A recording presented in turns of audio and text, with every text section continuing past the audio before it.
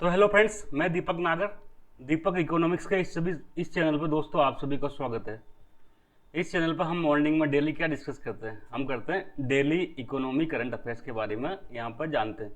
तो दोस्तों आज है दिनांक 6 जुलाई।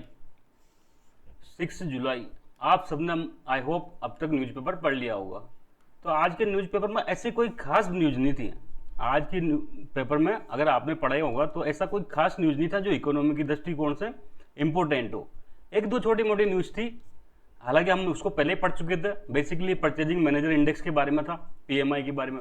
मैंने जिस दिन 4 जुलाई को शायद उसका क्लास ली थी उस दिन बताया था परचेजिंग मैनेजर इंडेक्स के बारे में डिटेल में, और ये कहा भी था कि दोबारा एक दो दिन में ही क्या नया डेटा आने वाला है, एक और चीज़ का डेटा आने वाला है। तो वो दिन आज आ चुका, आज वो न्यूज़ बन चुकी। तो इसके बारे में थोड़ा सा हम जानेंगे, ज़्यादा डिटेल में तो नहीं जानेंगे। क्यों? क्योंकि ज़्यादा डिटेल में तो हम पहले जो 4 जुलाई की क्लास थी उसमें पढ़ चुके थे। इसके अलावा एक दोस्तों एक टर्म होती है जो अभी बहुत चल रही है आजकल, कई लोग उसको भी क्या कर रहे हैं, उसको रेफरेंस कर रहे हैं। एग्जाम में सिंपल सा पूछ सकते हैं कोटेशन के रूप में कि इसका क्या मीनिंग है। वो है बेसिकली ग्रीड इन्फ्लेशन, ग्रीडफ्लेशन। तो कहीं ना कहीं ये महंगाई से जुड़ी हुई टर्म है, तो हम इसका मतलब समझेंगे और ये किस कंटेक्स्ट में इसका आज की डेट में इस्तेमाल हो रहा है वो भी इसको जानेंगे। तो दोस्तों हम बढ़ते हैं, हमारा फर्स्ट टॉपिक जो है purchasing manager index for services, वो उसका डेटा रिलीज कर दिया गया है, उसके बारे में हम जानेंगे। तो सबसे पहले तो आप न्यूज़ देख सकते हैं, इंडिया जो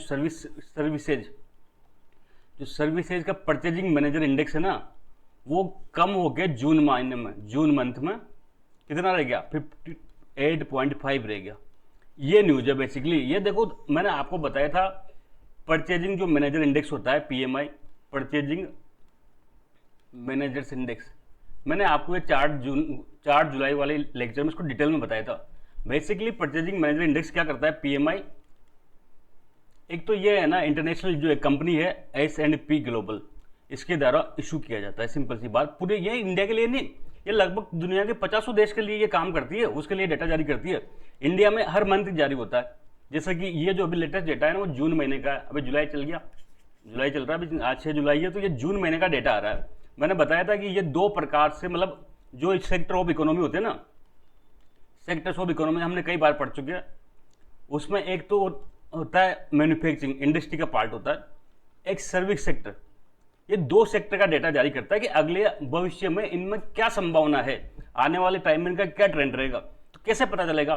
तो ये मैंने बताया था कि सर्वे बेस्ड काम करता है, सर्वे करता है, वहाँ कंपनी में जाएगा। जैसे सपोज करो मैन्युफैक्चरिंग, कोई बिल वाला पहुंच गया, वहाँ टेक्सटाइल कंपनी उससे उसके मालिक से पूछेगा क्या आपको नया ऑर्डर मिल रहा है, क्या आपकी कंपनी में क्या एम्प्लॉयमेंट की क्या स्टेटस है, आपके पास जो इन्वेंट्री है वो क्या है। अगर इसका जवाब ये क्या करता है, पॉजिटिव में देता है कि हाँ मुझे नया ऑर्डर मिला, इसका मतलब मैन्युफैक्चरिंग बढ़ेगी। सिंपल सी बात है, सर्वे करके स्कोर जारी करता है 0 से लेकर 100 के बीच में। 0 बिल्कुल जीरो, जीरो मतलब नील, कुछ भी एक्टिविटी नहीं हो रही मैन्युफैक्चरिंग। 100 मतलब कंप्लीट हो रही है, जितनी भी क्षमता थी सब कुछ। तो ये दोस्तों इसमें मैंने बताया 50 से ऊपर अच्छा माना जाता है। 50 क्या होता है, एवरेज मानते हैं। 50 के ऊपर अगर चल रहा है पीएमआई तो इसका मतलब है एक्सपेंशन हो रहा है, मतलब मैन्युफैक्चरिंग एक्टिविटी बढ़ रही है। एक्टिविटी बढ़ रही है इसका मतलब लोगों को रोजगार मिलेगा। 50 से कम होना बहुत बुरी बात है, इसका मतलब एक कॉन्ट्रेक्शन में जा रहा है, प्रोडक्शन धीरे धीरे घट रहा है। तो कब जाएगा ये 50 से कम? जैसे कोविड के टाइम पे आप सबको पता है लॉकडाउन लग गया था, इंडस्ट्री बंद हो गई थी सारी, तो फिर मोटा मोटी क्या हुई, 15-20 के आसपास पहुंच गया था, और कई बार और ज़्यादा सख्त लॉकडाउन लगा, 0 भी हो सकता है। तो मैंने फिर उस दिन बताया था कि जो ये S&P ग्लोबल जारी करते हैं दो सेक्टर के लिए करती है, एक तो मैन्युफैक्चरिंग के लिए जारी करती है और सर्विस सेक्टर के लिए जारी करती है। जो मैन्युफैक्चरिंग का डेटा वो बेसिकली जून महीने का 4 जुलाई को आया था। इस दिन हमने इसको डिटेल में डिस्कस किया था। अब मैंने उस दिन कहा भी था, मैंने कहा 1-2 दिन में क्या होगा, सर्विस सेक्टर का डेटा आने वाला है। तो आज 6 जुलाई है, आज के न्यूज़पेपर में प्रिंट हो गया। अभी दोस्तों ये दोनों डेटा हर महीने आते हैं, लगभग 4 से, अब अगले देखो 4 या अगस्त या 5 अगस्त को ऐसा आएगा, तो हर महीने आता है। तो हमको हर महीने बार बार नहीं पढ़ना, हमने एक बार इसका बेसिक कंसेप्ट समझ लिया, एक फिर लास्ट में इकोनॉमिक सर्वे में इसका डेटा आता है, पूरे साल का ट्रेंड क्या आता है, पूरा साल का ट्रेंड क्या रहा मैन्युफैक्चरिंग में। तो जब हम इकोनॉमिक सर्वे पढ़ेंगे तब वहाँ एक साथ इसको कंप्लीट कर देंगे। अब आपको बेफिक्र हो जाओ, कभी भी न्यूज आए है, हर महीने आएगी, 2 बार आएगी महीने में न्यूज, उसको बिल्कुल भी नहीं पढ़ना, बस छोड़ दो उसको। ठीक है बात। अब कई लोगों के मन में एक भ्रम होगा कि सर पीएमआई इंडेक्स जो ये जारी करता है बेसिकली एक प्राइवेट फर्म जारी करती है S&P, तो ये इतनी इंपॉर्टेंट है क्या? वर्ल्ड बैंक की रिपोर्ट पढ़ते हैं हम, तो इंटरनेशनल मॉनिटरी फंड की रिपोर्ट पढ़ते हैं, S&P की रिपोर्ट इतनी इंपॉर्टेंट है कि ये इंडेक्स जिसको हमको पढ़ना पड़ता है, तो बिल्कुल इंपॉर्टेंट है दोस्तों। ये S&P का सर्वे जो ये सर्वे करती है और जो मैन्युफैक्चरिंग और सर्विस सेक्टर के लिए डेटा जारी करती है ना, ये केवल एक देश के लिए नहीं, पूरी दुनिया में ग्लोबल लेवल पे करती है। और इसका डेटा का पूरी दुनिया में रिस्पेक्ट है। आप शायद को यकीन नहीं रहेगा, भारत सरकार के पास भी डेटा नहीं होता। गवर्नमेंट ऑफ इंडिया का जो फाइनेंस मिनिस्ट्री है ना, वो भी इस डेटा का इस्तेमाल करती है। भारत सरकार भी इस डेटा का यूज करती है। और आपको पता होना चाहिए, इकोनॉमिक सर्वे हर साल आता है, उसमें का चैप्टर, उसमें जो इंडस्ट्री वाला चैप्टर है ना, उसका एक पार्ट होता है पीएमआई।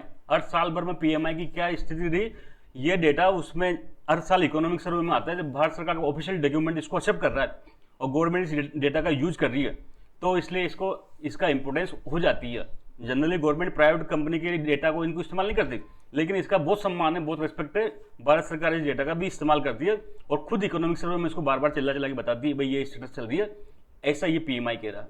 तो अब आप लोग समझ गए होंगे, समझ गए तो हम आगे बढ़ते हैं। देखो, उस दिन मैंने बताया था जो मैन्युफैक्चरिंग का जो पीएमआई था 4 जुलाई को, वो डिक्रीज हो गया, कितना रह गया था 57.8 रह गया था 58.7 से। ये मैंने बताया था सेक्टर्स ऑफ इकोनॉमी होते हैं, एक एग्रीकल्चर होता है, दूसरा इंडस्ट्री होता है, तीसरा सर्विस सेक्टर होता है। इंडस्ट्री का एक पार्ट होता है मैन्युफैक्चरिंग। मैन्युफैक्चरिंग का सिंपल मतलब है कच्चे माल से कोई चीज़ फैक्ट्री में बनाना, जैसे कपड़ा बन रहा है कॉटन से, या फिर कोई कार बन रही है, कुछ भी बन रही है, जो फैक्ट्री में कोई चीज़ बनती है उसको मैन्युफैक्चरिंग कहते हैं। तो ये इसको इन दोनों का डेटा के लिए क्या करता है, ये पीएमआई करता है। एस&पी ग्लोबल अमेरिकन कंपनी है। पूर्व में इसको एक आईएचएस मार्केट थी, आईएचएस मार्केट एक कंपनी थी प्राइवेट, वो ये काम करती थी, जापानी थी, लेकिन बाद में इसको परचेज कर लिया किसने, एस&पी ग्लोबल में। तो कई पुरानी न्यूज़पेपर देखोगे आप, कई पुरानी जगह देखोगे तो ये लिखा आएगा कि पीएमआई का जो डेटा है वो बेसिक आईएचएस मार्केट द्वारा जारी किया जाता है, लेकिन वो गलत है दोस्तों। वो पहले जारी किया जाता था 2022 में, इसका मर्जर एस&पी ग्लोबल में हो गया। तो आज की डेट में इसको कौन जारी कर रहा है, एस&पी ग्लोबल, स्टैंडर्ड एंड पुअर्स। मैंने बताया था कि इकोनॉमिक इंडिकेटर देख measure the performance of manufacturing service. एक इंडिकेटर होता है जो क्या करता है, मैन्युफैक्चरिंग सेक्टर और सर्विस सेक्टर का क्या करता है, जो परफॉर्मेंस होती है उसको मेजर कर सकता है। दोस्तों क्वेश्चन यहाँ ये बन सकता है कि पीएमआई किसके लिए जारी नहीं होता या किसके लिए जारी होता है। तो पीएमआई इंडस्ट्री में भी मैन्युफैक्चरिंग और सर्विस, ये दो के लिए जारी होता है, ये आपको याद रखना है। इसके बारे में हमने पढ़ा था एस&पी ग्लोबल इंडिया मैन्युफैक्चरिंग पीएमआई प्रतिदिन जारी होता है। ये तो हमने डिटेल में पढ़ लिया था। पीएमआई इसका 0 से 100 होता है। कई सारे क्वेश्चन पूछते हैं, आउटपुट क्या है तुम्हारा, प्रोडक्शन नया ऑर्डर क्या है, एम्प्लॉयमेंट की क्या स्थिति है, इन्वेंट्री क्या है, ये सब पूछते हैं। इसके आधार पर स्कोर देते हैं 0 से 100। 50 से ऊपर अच्छा माना जाता है, 50 से ऊपर अच्छा माना जाता है। ये इसका मतलब देश में एक्सपेंशन हो रहा है, इकोनॉमिक एक्टिविटी बढ़ रही है, मैन्युफैक्चरिंग बढ़ रही है। तो ये मई 2003 में था, हालांकि कम हुआ, देखो मई से जून में कम हुआ था, लेकिन ऐसी कोई चिंता की बात नहीं। 50 से अबव है तो ठीक ठाक है, 50 से कम नहीं जाना चाहिए, तब गवर्नमेंट को चिंता करनी चाहिए। फिर मैंने बताया था एस&पी ग्लोबल इंडिया सर्विसेज पीएमआई। अब आज जो डेटा जारी हुआ है ना दोस्तों, ये देख सकते हैं हम, जो इंडिया सर्विसेज पीएमआई है वो डिक्लाइन हो गया, कितना रह गया 58.5 रह गया। पहले ये 61.2 था मई 2023 में, कितना था 61.2, लेकिन जून में कितना हो गया, ये जून में ये घट के 58.5 रह गया। तो ऐसी चिंता की बात नहीं। ये इसको क्या दिखा रहा है कि भाई कम तो हुआ है लेकिन फिर भी अच्छा है। 50 एवरेज मानते हैं तो 50 से ऊपर है, तो इसका मतलब देश में एक्सपेंशन हो रहा है, नई सर्विस सेक्टर के में यूनिट में प्रोडक्शन हो रहा है, नए सर्विस सेक्टर एक्टिविटी बढ़ रही है। ये इस चीज को साबित कर रहा है। हालांकि पिछले महीने की तुलना में कम हुई है। देखो 50 के ऊपर का मतलब होता है कि एक्टिविटी बढ़ रही है। पिछली बार 61 था समझ करो, इस बार 58 हो गया। तो ये है कि जो पिछली बार जो महीना जितनी थी ना उससे थोड़ी कम हुई है, लेकिन फिर भी एवरेज से ज्यादा है। तो ये दो सेक्टर के लिए जारी होता है, सर्विस सेक्टर के लिए, मैन्युफैक्चरिंग सेक्टर के लिए। मैन्युफैक्चरिंग का आपने देख लिया था, सर्विस सेक्टर का डेटा आ गया, डिक्लाइन हुआ। ये डेटा हमको बिल्कुल भी याद नहीं रखना कितना रहा कितना नहीं रहा। जब इकोनॉमिक सर्वे आएगा पूरा साल का ट्रेंड एक बार में हम उसको बता देंगे, पूरे साल का पता चल जाएगा भाई कि पूरे साल में क्या हुआ, मैन्युफैक्चरिंग बढ़ी घटी, या सर्विस सेक्टर की जो परफॉर्मेंस अच्छी रही या बुरी रही। ये पूरे साल का डेटा एक बार में हम पढ़ लेंगे। तो दोस्तों ये जो हमारा पहला इश्यू था परचेजिंग मैनेजर इंडेक्स से खत्म हो गया। अब आज के बाद कभी भी इसको परेशान नहीं होना है, हर महीने डेटा आता है, नहीं पढ़ना, मस्त रहो। एक दोस्तों की टर्म थी ग्रीडफ्लेशन। ये आजकल चल रही है, यूएसए में इनमें बहुत चल रहा है। ये यूएसए में इनमें बहुत चल रहा है कि जो अमेरिका में, यूरोप में जो महंगाई चल रही है ना भाई, इन्फ्लेशन, उसका कारण कहीं के लालच। तो ये क्या मतलब है इसका, एक बार के लिए हम इसको देखेंगे। देखो दोस्तों, महंगाई हम सब पढ़ लिया, महंगाई हम सब पढ़ लिया, मैंने पहले पढ़ा चुका महंगाई। महंगाई का सिंपल मतलब है general rise in price level. सामान्य जो जो कीमतें हैं ना उससे बढ़ जाना। जैसे पिछले बार सवाल सपोज करो टमाटर 20 रुपए किलो बिक रहे थे, इस बार 22 रुपए किलो बिक गया, तो इसका मतलब कुछ महंगाई बढ़ गई 2 रुपए पर केजी। सिंपल सा मतलब होता है। अब महंगाई की एक और खास बात होती है, इससे क्या होता है, जो मुद्रा होती है करेंसी मॉनेटरी, उसकी क्या वैल्यू डाउन होती है, decrease value of money. Decrease value of money कैसे, एक एग्जाम्पल से समझेंगे। मेरे पास सपोज करो आज 6 जुलाई को टोमेटो 100 रुपए केजी बिक रहे हैं, ठीक है, और मेरे पास 100 का एक नोट था, तो मैं कितने किलो टमाटर ले लूंगा, सब इजीली 1 केजी। लेकिन सपोज करो महंगाई बढ़ी और 10 जुलाई को ये टोमेटो 200 रुपए केजी हो गया। अब मेरे पास नोट ये 100 का 100, तो अब बताओ मैं कितने किलो टमाटर लूंगा, तो सर 500 ग्राम लोगे, हाफ केजी। तो हुआ नहीं हुआ, मेरे पास नोट 100 रुपये, नोट 100 का 100 ही है, लेकिन महंगाई बढ़ने के उससे कह रहा वो नोट की वैल्यू डाउन होगी। तो ये कहना चाहता है महंगाई की जो इन्फ्लेशन होती है बेसिकली कीमतों में सामान्य वृद्धि है, और इससे क्या होता है जो मुद्रा है ना उसकी वैल्यू डाउन हो जाती है। ये आप इस एग्जाम्पल से इजीली देख सकते हैं कि मेरे पास वही 100 का नोट था सेम, लेकिन महंगाई बढ़ने के कारण से क्या हुआ, मेरे 100 के नोट की वैल्यू डाउन होगी। जिस 100 के नोट से मैं पहले 1 केजी टमाटर खरीदता था, उससे आज मैं आधा केजी टमाटर खरीद पा रहा हूँ। तो इससे क्या होता है मुद्रा की वैल्यू डाउन होती है। तो इन्फ्लेशन की सिंपल सी परिभाषा है कि इस इन्फ्लेशन में क्या होता है, जनरल राइज इन प्राइसेज, जो कीमतों में सामान्य वृद्धि से होता है, और जिसमें क्या होता है जो मुद्रा की वैल्यू होती है वो डाउन हो जाती है। कैसे डाउन होती है मैंने इस एग्जाम्पल के माध्यम से आपको इजीली बता दिया, ठीक है यहाँ तक। अब इन्फ्लेशन के साथ कई सारे टर्म आते हैं, आपने सुना होगा इन्फ्लेशन, डिसइन्फ्लेशन, डिफ्लेशन, डिफ्लेशन। ये 4 वर्ड में दोस्त बच्चे लोग कंफ्यूजन रहते हैं, तो उसको आज मैं एक बार में क्लियर कर देता हूँ। ये हमने एक डायग्राम बनाया। सपोज करो जनरल लेवल था कोई भी चीज का, टोमेटो का 40 रुपए पर केजी, ठीक है, ये जनरल लेवल था। एवरेज इसकी प्राइस है टमाटर के 40 रुपए पर केजी रहती थी, बेस ईयर में हमने ये मान रखी थी, ठीक है। अब सपोज करो टमाटर की कीमतें बढ़ रही है, बढ़ते बढ़ते कितनी होगी, 100 रुपए केजी होगी। तो ये क्या मतलब, कीमतें बढ़ रही है, इसको इसको इसको क्या कहेंगे, इसको कहेंगे इन्फ्लेशन। मैंने ये बताया कीमतों में वृद्धि क्या कहलाती है, महंगाई कहलाती है।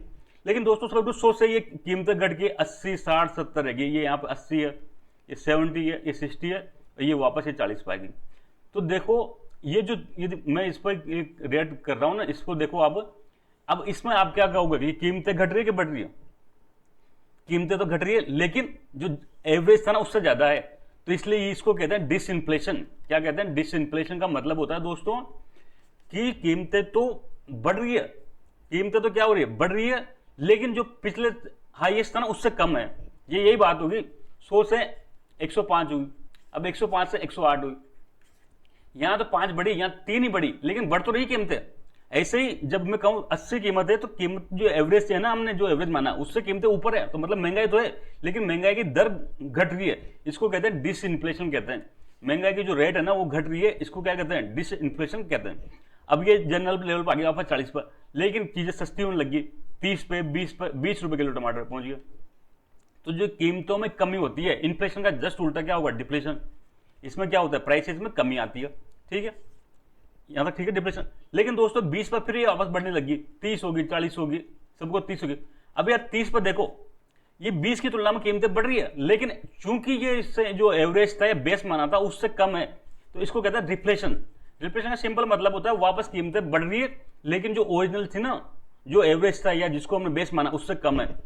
तो ये 4 वर्ड आपको हमेशा के लिए याद होने चाहिए। इन्फ्लेशन में कीमतें बढ़ती जा रही है, रिफ्लेशन में कीमतें जो बड़ी हुई कीमतों से कम हो रही है, लेकिन जो अभी बेस था जिसको हमने बेस माना था उससे ज्यादा है। डिप्लेशन में कीमतें कमी होती है, और डिप्रेशन में क्या होता है, कीमतों में वृद्धि होती है, लेकिन जो बेस था उससे कम है। ये 4 कंडीशन अगर आपको समझ में आ गई हो तो आप खुश हो जाओ आराम से।